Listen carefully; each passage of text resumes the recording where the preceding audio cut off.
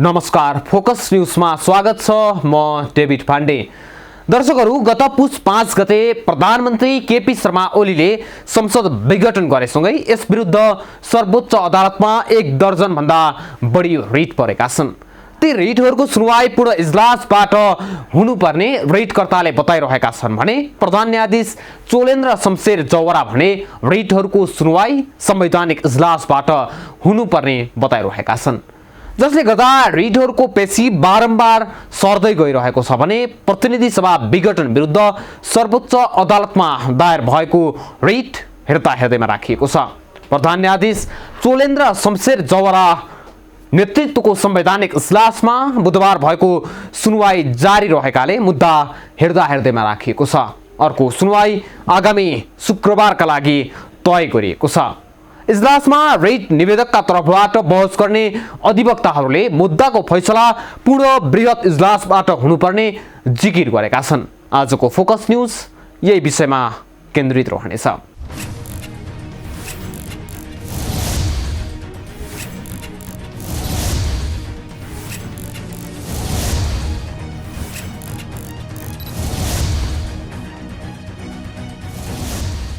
संसद विघटन विरुद्ध परेका रिटमाथि पनि सरकार र विपक्षी दुवैका आफ्नै अडान कायम रहनाले अदालत पनि दुई खेमामा विभाजित देखिएको छ। रिट निवेदकको तर्फबाट पूर्व महान्यायाधिवक्ता रमन श्रेष्ठ, शम्भु थापा, हरिहर दाहाल, दिनेश त्रिपाठी लगायतले निरन्तर बहस गरिरहेका छन् भने सरकारको तर्फबाट महान्यायाधिवक्ता अग्नि खरेल र सुशील कुमार पन्तले संवैधानिक इजलासबाटै मुद्दाको टुङ्गो लगाइनुपर्ने जिकिर गरिरहेका छन्। बहस अझै जारी रहेकाले शुक्रबारका लागि अर्को सुनवाईको मिति तोकिएको छ। प्रतिनिधि सभा विघटन विरुद्धको रिट निवेदक 11 जनाले बृहत पूर्ण इजलासमा सो विवादको सुनवाई गर्न माग गर्दै यही पुस 22 गते पूरक निवेदन दिएका थिए।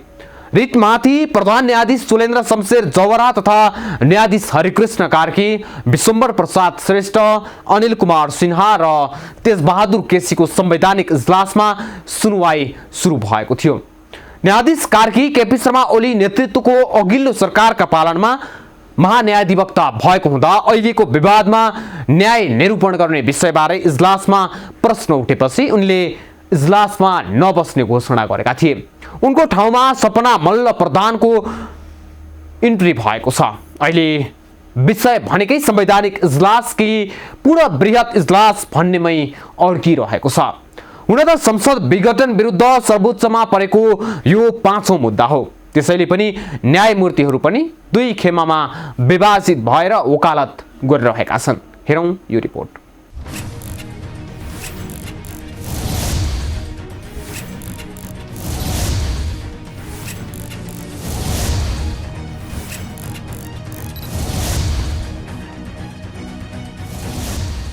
प्रधानमन्त्री केपी शर्मा ओलीको सिफारिसमा राष्ट्रपति विद्यादेवी भण्डारीले पुस 5 गते प्रतिनिधि सभा विघटन गरेपछि उक्त विषयको छिनोफानो अब कानुनी रूपमा मात्रै हुने भएको छ। प्रतिनिधि सभा विघटनको निर्णय सदर होला या अदालतको आदेशमा प्रतिनिधि सभा पुनर्स्थापना होला भन्ने बारे अदालतबाट हुने निर्णय नै अन्तिम हुनेछ। त्यस विरुद्ध सर्वोच्च अदालतमा 13 वटा रिट निवेदन दर्ता भएका छन्। अधिवक्ता सन्तोष भण्डारीले सुरुमै संवैधानिक इजलासका लागि निवेदन दर्ता गराएका थिए भने बाँकी 12 वटा रिट अरू नियमित इजलासका लागि दर्ता भएका थिए। ती बाँकी रिटलाई पनि प्रधान न्यायाधीश चोलेन्द्र शमशेर जवराले 8 पुसमा आफ्नै एकल इजलासमा प्रारम्भिक सुनवाई गरी संवैधानिक इजलासमा पठाउने आदेश दिएका थिए। त्यसपछि पुस 10 गते संवैधानिक इजलासमा यी रिट निवेदनमाथि सुनवाई सुरु भयो। 19 पुससम्म लिखित जवाब पेश गर्न आदेश दिएको इजलासले 22 पुसदेखि यसमा नियमित सुनवाई गर्ने फैसला गर्यो। सर्वोच्च अदालतले सुनवाई गरेको प्रतिनिधि सभा विघटन सम्बन्धी यो 5औं मुद्दा हो। यसअघि भएका 4 वटा विघटनलाई सर्वोच्च अदालतले नेपाल अधिराज्यको संविधान 2047 बमोजिम सुनवाई गरेको थियो। 2072 सालमा जारी तथा लागू भएको नेपालको संविधान बमोजिम प्रतिनिधि सभा विघटन विरुद्ध सर्वोच्च अदालतले सुनवाई गरिरहेको यो पहिलो मुद्दा हो। यो मुद्दा पहिलो पटक संविधानमा व्यवस्था भएको संवैधानिक इजलासबाट सुनवाई हुँदैछ। यद्यपि नेपालको संविधान र विगतका नजिर अनुसार पनि यो विवाद समेत बृहत पूर्ण इजलासबाट सुनवाई गर्न उपयुक्त हुने अधिवक्ताहरू बताउँछन्। सुरुमा नेपालको संविधान अनुसार यो मुद्दा संवैधानिक इजलासको क्षेत्राधिकारमा किन पर्दैन भने हेरौँ। सर्वोच्च अदालतले 2047 सालपछि प्रतिनिधि सभा विघटन सम्बन्धी 4 वटा विवादमा सुनवाई गरेर निर्णय सुनाएको छ। ती फैसलामा देशको सर्वोच्च अदालतको समान न्यायिक दृष्टिकोण नपाए पनि 4वटै मुद्दाको समानता के हो भने तिनको सुनवाई बृहत इजलासबाट भएको थियो। गिरिजा प्रसाद कोइरालाको विघटन। 2047 सालको संविधान अनुसार पहिलो आम निर्वाचनबाट बनेको प्रतिनिधि सभा नै तत्कालीन प्रधानमन्त्री गिरिजा प्रसाद कोइरालाले विघटन गरेका थिए। आफ्नो नीति तथा कार्यक्रम पारित नभएपछि प्रधानमन्त्री कोइरालाले 26 असार 2051 पदबाट राजीनामा र प्रतिनिधि सभा विघटनको सिफारिससँगै 27 कार्तिकमा नयाँ निर्वाचनको मिति तोकेका थिए, जस विरुद्ध विघटित प्रतिनिधि सभा सदस्यहरू हरिप्रसाद नेपाल, गणेश पण्डित र विराटनगर स्थायी ठेगाना भई बालुवाटारमा बस्ने लोककृष्ण भट्टराईले सर्वोच्च अदालतमा निवेदन दिएका थिए। उक्त निवेदन सुनवाई गर्न तत्कालीन प्रधान न्यायाधीश विश्वनाथ उपाध्यायले आफूसहितको 11 सदस्यीय विशेष इजलास गठन गरेका थिए, जसमा न्यायाधीशहरू सुरेन्द्र प्रसाद सिंह, हरगोविन्द सिंह प्रधान, रुद्र बहादुर सिंह, ओम भक्त श्रेष्ठ, मोहन प्रसाद शर्मा, केशव प्रसाद उपाध्याय, लक्ष्मण प्रसाद अर्याल, केदारनाथ उपाध्याय, कृष्णजङ रायमाझी र गोविन्द बहादुर श्रेष्ठ थिए। 2051 भदौ 27 मा प्रधान न्यायाधीश उपाध्याय सहित 7 जना न्यायाधीशले प्रतिनिधि सभा विघटनलाई संवैधानिक ठहर्याएका थिए भने न्यायाधीशहरू लक्ष्मण प्रसाद अर्याल, ओम भक्त श्रेष्ठ र केदारनाथ उपाध्यायले छुट्टा छुट्टै राय लेख्दै विघटन असंवैधानिक हुने ठहर्याएका थिए। न्यायाधीश केशव प्रसाद उपाध्यायले न्यायाधीश अर्यालको रायलाई समर्थन गरेका थिए। प्रधान न्यायाधीश उपाध्याय तथा न्यायाधीशहरू सुरेन्द्र प्रसाद सिंह र मोहन प्रसाद शर्माले विघटनलाई संवैधानिक ठहर्याएका भए पनि छुट्टा छुट्टै राय लेखेका थिए। उनीहरूलाई बाँकी 4 न्यायाधीशको पनि समर्थन थियो, जसमध्ये न्यायाधीशहरू हरगोविन्द सिंह प्रधान र रुद्र बहादुर सिंहले सुरेन्द्रको रायमा सहमति जनाएका थिए। कृष्णजङ रायमाझी र गोविन्द बहादुर श्रेष्ठ भने मोहन प्रसाद शर्माको रायमा सहमत भएका थिए। मनमोहन अधिकारीको विघटन। प्रधानमन्त्री कोइरालाले गरेको प्रतिनिधि सभा विघटनलाई सर्वोच्च अदालतले संवैधानिक ठहर गर्दै बहुमत न्यायाधीशको रायका आधारमा रिट निवेदन खारेज गरेपछि देश मध्यावधि निर्वाचनमा गयो, जसबाट पहिलो पार्टी बनेको तत्कालीन नेकपा एमालेका अध्यक्ष मनमोहन अधिकारीले अल्पमतको सरकार बनाए। तर संसदमा उनी विरुद्ध अविश्वासको प्रस्ताव दर्ता भएपछि प्रधानमन्त्री अधिकारीले 2052 जेठ 26 मा प्रतिनिधि सभा विघटनको सिफारिस गरे। राजाले पनि सिफारिस अनुसार प्रतिनिधि सभा विघटन गरिदिए। नेपाली कांग्रेस र राप्रपाका सांसदहरू विघटन विरुद्ध सर्वोच्च अदालत पुगे। तत्कालीन प्रधान न्यायाधीश उपाध्यायले आफ्नै नेतृत्वमा अघिल्लो वर्ष जस्तै 11 सदस्यीय विशेष इजलास गठन गरे। उक्त इजलासमा अघिल्लो विघटनको मुद्दामा सुनवाई गरेका 10 जना न्यायाधीशहरू दोहोरिएका थिए। न्यायाधीश हरगोविन्द सिंह प्रधानको ठाउँमा त्रिलोक प्रताप राणालाई राखिएको थियो। 2052 भदौ 12 मा सर्वोच्च अदालतको बहुचर्चित फैसला आयो। प्रतिनिधि सभाबाट अर्को मन्त्री परिषद गठन हुने सम्भावना रहेसम्म विघटनलाई संवैधानिक मान्न सकिन्न।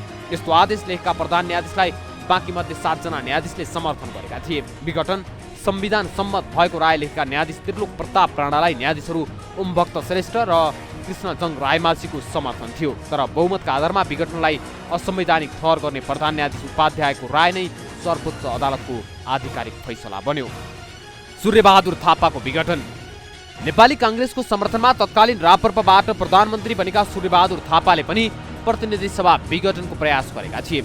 2054 पुस 24 गते थापाले दरबार समक्ष विघटनको सिफारिस गरेका थिए। त्यसपछि प्रतिनिधि सभाका 205 मध्ये 96 सदस्यले अधिवेशन बोलाउन माग गर्दै दरबारमा समावेदन गरे। तत्कालीन संविधानमा प्रतिनिधि सभाका 1/4 52 जना सदस्यले समावेदन गरेमा राजाले अधिवेशनको मिति तोक्नुपर्ने व्यवस्था थियो। दरबारले प्रतिनिधि सभा विघटनको सिफारिस र अधिवेशनको समावेदन मध्ये कसले प्राथमिकता पाउँछ भन्दै सर्वोच्चको राय माग्यो। प्रतिनिधि सभा विघटनलाई संवैधानिक वा असंवैधानिक के मान्ने भन्ने विषयमा 2047 सालको संविधान अनुसार व्याख्या गर्दा सर्वोच्च अदालतले एउटै न्यायिक दृष्टिकोण दिन सकेको छैन। यद्यपि सबै मुद्दामा बृहत इजलासबाट सुनवाई गरेको छ। तत्कालीन प्रधान न्यायाधीश ओम भक्त श्रेष्ठले आफ्नै नेतृत्वमा 9 सदस्यीय विशेष इजलास गठन गरे, जसमा न्यायाधीशहरू मोहन प्रसाद शर्मा, केशव प्रसाद उपाध्याय, लक्ष्मण प्रसाद अर्याल, केदारनाथ उपाध्याय, कृष्णजङ रायमाझी, उदयराज उपाध्याय, हरिश्चन्द्र प्रसाद उपाध्याय र टोप बहादुर सिंह थिए। प्रधान न्यायाधीश श्रेष्ठ सहित 6 जना न्यायाधीशले विघटनको सिफारिसलाई भन्दा अधिवेशन आह्वान गर्ने समावेदनलाई प्राथमिकता दिनुपर्ने राय लेखे। न्यायाधीश मोहन प्रसाद शर्माले फरक राय लेख्दै प्रधानमन्त्रीले विघटनको सिफारिस गरेपछि मात्रै प्रतिनिधि सभाको विशेष अधिवेशन बोलाउन समावेदन परेकाले विघटनलाई प्राथमिकता दिन सुझाए। उनको रायलाई लक्ष्मण प्रसाद अर्याल र केदारनाथ उपाध्यायले समर्थन गरेका थिए। शेरबहादुर देउवाको विघटन। नेपाली कांग्रेसका तर्फबाट प्रधानमन्त्री बनेका शेरबहादुर देउवाले 8 जेठ 2059 मा प्रतिनिधि सभा विघटन गरी सोही वर्षको 27 कार्तिकमा निर्वाचन गर्ने मिति दरबार समक्ष सिफारिस गरेका थिए, जस अनुरूप दरबारले प्रतिनिधि सभा विघटन गरेको थियो। यस विरुद्ध परेका रिटमा सर्वोच्च अदालतले 11 सदस्यीय विशेष इजलास गठन गरेर सुनवाई गरेको थियो।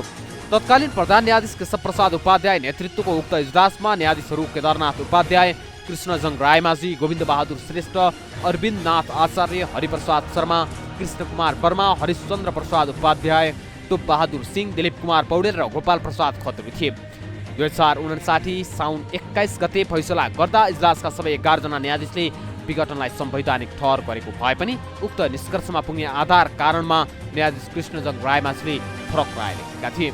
यसरी प्रतिनिधि सभा विघटनलाई संवैधानिक वा असंवैधानिक के मान्ने भन्ने विषयमा 2047 सालको संविधान अनुसार व्याख्या गर्दा सर्वोच्च अदालतले एउटै न्यायिक दृष्टिकोण दिन सकेको छैन। यद्यपि सबै मुद्दा भने बृहत इजलासबाट सुनवाई गरेको छ। तत्कालीन संविधान अनुसार सर्वोच्च अदालतमा प्रधान न्यायाधीशका अतिरिक्त 14 जना न्यायाधीश रहने व्यवस्था थियो, जसमध्ये 3वटा मुद्दाको सुनवाई 11 सदस्यीय इजलासमा भयो भने राजदरबारलाई राय उपलब्ध गराउँदा 9 सदस्यीय इजलासमा सुनवाई भयो, जुन सर्वोच्च अदालतमा तत्कालीन समयमा बहाल हुन सक्ने अधिकतम न्यायाधीशको 2/3 संख्याका न्यायाधीश सम्मिलित इजलास थिए। अहिलेको नेपालको संविधानले सर्वोच्च अदालतमा प्रधान न्यायाधीश सहित 21 जना न्यायाधीश रहने व्यवस्था गरेको छ। प्रतिनिधि सभा विघटन विरुद्धका मुद्दाको सुनवाई गर्न सर्वोच्च अदालतको परम्परा पछ्याउने हो भने कम्तीमा 15 सदस्यीय इजलास गठन हुनुपर्ने देखिन्छ। पुस 8 गतेको सुनवाईमा बृहत पूर्ण इजलासबाट सुनवाई गर्न लगभग सबै वकिलहरूले माग गरेका थिए, तर प्रधान न्यायाधीश गवराले पहिलो सुनवाईमै त्यस्तो माग अस्वीकार गरे। उनले 2047 सालको संविधान अन्तर्गतका फैसला देखाएर अहिले पनि त्यस्तै माग नराख्न भन्दै इजलासबाट भनेका थिए, हामी 2047 सालको संविधान अनुसार होइन 2072 सालको संविधान अनुसार यो सुनवाई गरिरहेका छौँ। त्यसैले 2072 सालकै संविधानको व्यवस्था बमोजिम संवैधानिक इजलासमा सुनवाई गर्ने गरी तोक्छु। यद्यपि यो मुद्दा संवैधानिक इजलासले सुनवाई गर्नै पर्ने कुनै संवैधानिक बाध्यता थिएन र छैन पनि। पञ्चायत कालमा के थियो व्यवस्था? सर्वोच्च अदालतले आफूकहाँ आइपुगेका विवाद सुन्न ठूलो संख्याका न्यायाधीश सम्मिलित गर्ने अभ्यास पञ्चायत कालदेखि चल्दै आएको छ। 2028 असोज 1 गते सर्वोच्च अदालतले हवाई दुर्घटनामा मृत्यु भएका व्यक्तिका परिवारले हर्जना दिलाइ पाऊँ भनी दायर गरेको मुद्दा फैसला गर्दा तत्कालीन प्रधान न्यायाधीश रत्नबहादुर विष्टले नेतृत्व गरेको 11 सदस्यीय फुल बेन्च गठन गरेको थियो। त्यस्तै भारतीय रजौटाहरूले नेपालमा आइआरजीको सम्पत्तिको बाँडफाँडमा भएको अर्को विवाद पनि सर्वोच्च अदालतको 13 सदस्यीय इजलासले सुनवाई गर्दै 2029 पुस 15 गते फैसला गरेको थियो। सर्वोच्च अदालतले 2029 माघ 23 गते एक अंश सम्बन्धी मुद्दा पनि प्रधान न्यायाधीश सहित 9 सदस्यीय इजलासबाट टुङ्ग्याएको थियो। त्यस्तै जग्गा सम्बन्धी विवादको सुनवाई गर्न सर्वोच्च अदालतले 2030 भदौ 26 गते 14 जना न्यायाधीश सम्मिलित फुल बेन्च गठन गरेको थियो। यी त केही उदाहरण मात्र हुन्। नेपालको सर्वोच्च अदालतले आवश्यकता अनुसार ठूला इजलास गठन गरेका थप कैयौं उदाहरण छन्। सर्वोच्च अदालतमा 50औं वर्षदेखि परम्पराकै रूपमा रहेको यस्तो अभ्यासको अनुसरण अहिले प्रतिनिधि सभा विघटनको विरुद्धको सुनवाईमा पनि गर्न सकिन्छ।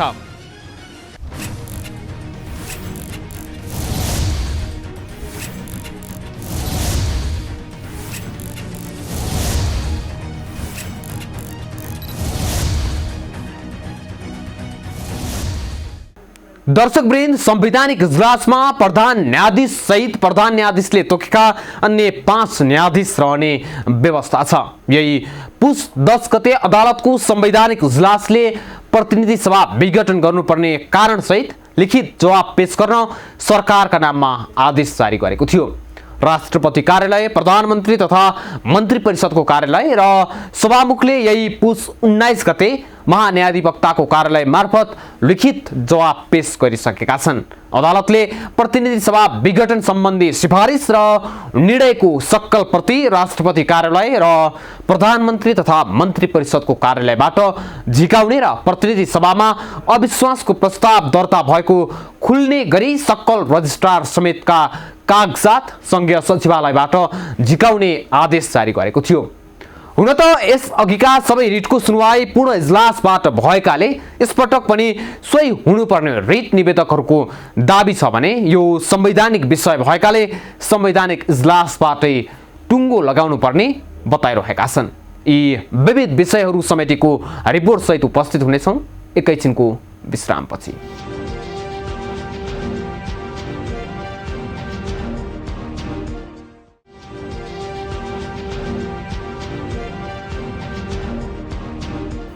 विश्रामपछि स्वागत छ फोकस न्यूजमा। दर्शकहरू, संसद विघटनपछि राष्ट्रपति कार्यालय, प्रधानमन्त्री तथा मन्त्री परिषदको कार्यालय, सभामुख लगायतलाई विपक्षी बनाए विघटित प्रतिनिधि सभाका सदस्य देवप्रसाद गुरुङ, कृष्णभक्त पोखरेल, शशि श्रेष्ठ र रामकुमारी झाँक्रीका तर्फबाट अधिवक्ता प्रवेश केसीले निवेदन दायर गरेका थिए। रिट निवेदनमा निवर्तमान सांसदले प्रधानमन्त्रीको सिफारिसमा राष्ट्रपतिले प्रतिनिधि सभा विघटन गर्ने गरी गरेको निर्णयबाट प्रतिनिधि सभाको 5 वर्षसम्म प्रतिनिधित्व गर्न पाउने हकबाट वञ्चित भएको जनाउँदै सो निर्णय बदर गर्न माग गरिएको छ।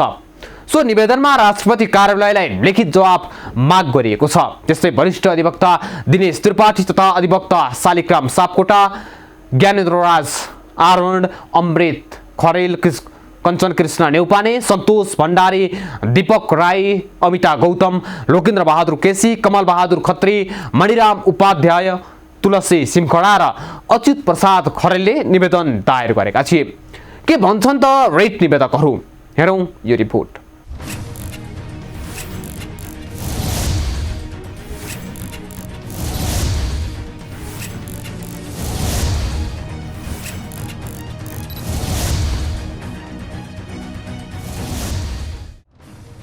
प्रधानमन्त्रीको सिफारिसमा राष्ट्रपतिले निर्णय गरेको संसद विघटन विरुद्ध परेको निवेदनको छिनोफानो बृहत इजलासबाट गर्नुपर्ने आवाज उठेको छ। पुस 8 गते भएको प्रारम्भिक सुनवाईपछि प्रधान न्यायाधीश सुलेन्द्र शमशेर जवराले विघटन विरुद्धका सबै निवेदनलाई संवैधानिक इजलासमा पेश गरेका थिए। त्यसपछि 22 गते भएको सुनवाईमा रिट निवेदकले बृहत इजलासमा लैजानुपर्ने धारणा राखेका थिए। रिट निवेदकहरूले यो विषयको सुनवाई बृहत इजलासबाट गर्नुपर्ने माग गरेसँगै अब यो मुद्दा संवैधानिक इजलासले नै हेर्छ कि बृहत इजलासमा जान्छ भन्ने प्रश्न उब्जिएको छ। बृहत इजलासबाट न्यायिक निरूपण गरिएमा न्यायालयमाथि विश्वास अझै बढेर जाने र फैसला पनि अझै बढी विवेकपूर्ण हुने भएकाले यो मुद्दा बृहत इजलासमा लैजानुपर्ने अधिवक्ताहरूले बताउँदै आएका छन्। त्यसो त योभन्दा अगाडि भएका संसद विघटनको मुद्दामा बृहत इजलासले नै फैसला गरेको थियो। सर्वोच्च अदालतले 2047 सालपछि प्रतिनिधि सभा विघटन सम्बन्धी 4वटा विवादमा सुनवाई गरेर निर्णय सुनाएको छ। ती फैसलामा देशको सर्वोच्च अदालतको समान न्यायिक दृष्टिकोण पाइँदैन, तर 4वटै मुद्दाको समानता भनेको तिनको सुनवाई बृहत विशेष इजलासबाट भएको थियो। त्यसैले अहिले पनि बृहत इजलासमा नै जानुपर्ने माग राखेको रिट निवेदक मध्येका वरिष्ठ अधिवक्ता दिनेश त्रिपाठी बताउँछन्। हामीले सुरुमै किनभने हाम्रो निवेदकहरूको निवेदन परिसकेको थियो कि यो मुद्दाको सुनवाई संवैधानिक इजलासद्वारा होइन कि बृहत पूर्ण इजलासद्वारा यसको चाहिँ सुनवाई हुनुपर्छ भन्ने चाहिँ हाम्रो माग छ र हामीले बेन्चमा हामीले निवेदन गऱ्यौँ कि आज पहिला यो कुरा चाहिँ सेटल हुनुपर्छ र त्यसपछि चाहिँ यो विषयवस्तुमा चाहिँ प्रवेश भयो। त्यसमा हामी निवेदकहरूले चाहिँ आफ्नो कानुनी तर्कहरू राख्यौँ, संवैधानिक तर्कहरू राख्यौँ। किन यो संवैधानिक इजलासले होइन कि बृहत्तर पूर्ण इजलासले यसको सुनवाई किन गर्नुपर्छ भन्ने विषयमा चाहिँ हाम्रो बहस भयो र त्यसमा हाम्रो तर्क के छ भने किनभने संवैधानिक इजलास भनेको त्यसको क्षेत्राधिकार चाहिँ एकदमै सीमित छ। कानुनले नै एकदमै संविधानले नै सीमित बनाइदिएको छ। 2051 सालमा तत्कालीन प्रधानमन्त्री गिरिजाप्रसाद कोइरालाले संसद विघटन गरेपछि परेको निवेदनमा सुनवाई गर्न तत्कालीन प्रधान न्यायाधीश विश्वनाथ उपाध्यायले आफूसहितको 11 सदस्य विशेष इजलास गठन गरेका थिए। त्यस्तै संसदमा तत्कालीन प्रधानमन्त्री मनमोहन अधिकारी विरुद्ध अविश्वासको प्रस्ताव दर्ता भएपछि प्रधानमन्त्री अधिकारीले 2052मा प्रतिनिधि सभा विघटनको सिफारिस गरे। त्यतिबेला परेको निवेदनमा पनि तत्कालीन प्रधान न्यायाधीश उपाध्यायले आफ्नै नेतृत्वमा अघिल्लो वर्ष जस्तै 11 सदस्य विशेष इजलास गठन गरेका थिए। 2054 सालमा सूर्यबहादुर थापाले संसद विघटन गर्न राजा समक्ष सिफारिस गरेपछि राजाले सर्वोच्चको राय मागेका थिए। त्यतिबेला तत्कालीन प्रधान न्यायाधीश ओमभक्त श्रेष्ठले आफ्नै नेतृत्वमा 9 सदस्य विशेष इजलास गठन गरेका थिए। त्यस्तै शेरबहादुर देउवाले 2059मा प्रतिनिधि सभा विघटन गरेपछि विघटन विरुद्ध परेका रिटमा सर्वोच्च अदालतले 11 सदस्य विशेष इजलास गठन गरेर सुनवाई गरेको थियो। अहिले पनि संसद विघटनको उस्तै मुद्दा भएकाले बृहत इजलासबाट नै यसको फैसला हुनुपर्ने अधिवक्ताहरूको माग छ। पहिलाको पनि यस्तो खालको मुद्दाहरू हेरेर भनेको हो। पहिलाको यो संसद विघटन सम्बन्धी मुद्दा 3वटा मुद्दामा फैसला भएको छ। 3वटामै 11 जनाको इजलासले गरेको छ। एउटा मुद्दा थियो जसमा सर्वोच्चको राय मागिएको थियो, त्यसमा पनि 9 जना न्यायाधीशहरूले राय दिनुभएको छ। अब पहिलाको यो मुद्दाहरूको अवस्था हेर्दाखेरि कम्तीमा पनि 11 जनाले गर्नु उपयुक्त हुन्छ, बृहत इजलासले निर्णय गर्नु उपयुक्त हुन्छ भनेर त्यसरी माग गरिएको हो। कतिको सम्भव छ त बृहत इजलास? अधिवक्ता सन्तोष भण्डारीले प्रतिनिधि सभा विघटन विरुद्धको आफ्नो निवेदन सुरुमै संवैधानिक इजलासका लागि भनी दर्ता गराएकोमा अन्य 12 निवेदन पनि प्रधान न्यायाधीशले इजलासबाट गर्ने आदेश गरेपछि संवैधानिक इजलासमै पुगेका छन्। त्यसपछि 10 पुसमा एक दिन संवैधानिक इजलासले सुनवाई पनि गरेको छ। यद्यपि यी निवेदनहरूलाई अझै पनि संवैधानिक इजलास बाहेकका अन्य बृहत इजलासमा पठाउन कानुनी अडचन छैन। सर्वोच्च अदालत संवैधानिक इजलास सञ्चालन नियमावली 2072ले संवैधानिक इजलासमा सुनवाई भइरहेका मुद्दालाई पनि अन्य इजलासमा पठाउन सक्ने व्यवस्था गरेको छ। उक्त नियमावलीको नियम 5 को उपनियम 4 मा संवैधानिक इजलासमा विचाराधीन रहेको कुनै पनि मुद्दाको कारबाही गर्दै जाँदा त्यस्तो मुद्दा संवैधानिक इजलासबाट हेरिने विषय समावेश नभई अदालतको अन्य इजलासबाट निरूपण हुनुपर्ने प्रकृतिको देखिन आएमा सम्बन्धित इजलासमा पठाउन सक्नेछ भन्ने व्यवस्था छ। यही व्यवस्थालाई टेकेर संवैधानिक इजलासले नै यी निवेदनहरूलाई बृहत पूर्ण इजलासमा पठाउन सक्छ। प्रतिनिधि सभा विघटन सम्बन्धी अहिलेको विवाद निरूपण गर्न सर्वोच्च अदालतले दिने फैसलाले देशको आगामी कैयौं वर्षको राजनीति प्रभावित हुने निश्चित छ। संवैधानिक इजलासको निर्णयलाई दोहोर्याएर हेर्न र त्यसमा पुनरावलोकन गर्न कानुनले नै रोक लगाएको छ। त्यसैले संवैधानिक इजलासबाट आउने निर्णय सधैँभरका लागि अन्तिम निर्णय हुनेछ।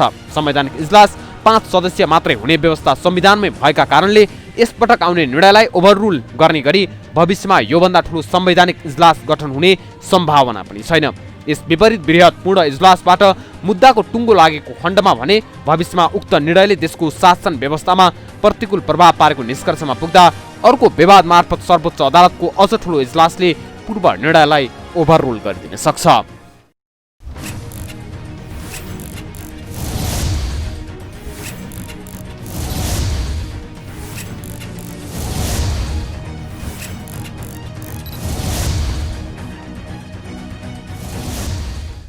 दर्शकवृन्द, यसभन्दा अगाडिका उदाहरण हेर्ने हो भने यो विषय पनि बृहत पूर्ण इजलासबाट गर्नुपर्ने विषय हो। तर त्यतिबेला 2047 सालको संविधानलाई आधार बनाएर बृहत इजलासबाट फैसला भएको थियो। तर अहिलेको अवस्थामा नेपालको संविधान 2072लाई टेकेर संवैधानिक इजलासबाट गर्ने कि बृहत इजलासमा जाने भन्ने विषय निक्र्यौल गर्नुपर्ने हुन्छ। त्यही विषयमा निरन्तर मत बाँझिँदा अहिलेसम्म बसेको संवैधानिक इजलासमा मुख्य विषय अर्थात् संसद विघटनको विषयले प्रवेश नै पाएको छैन।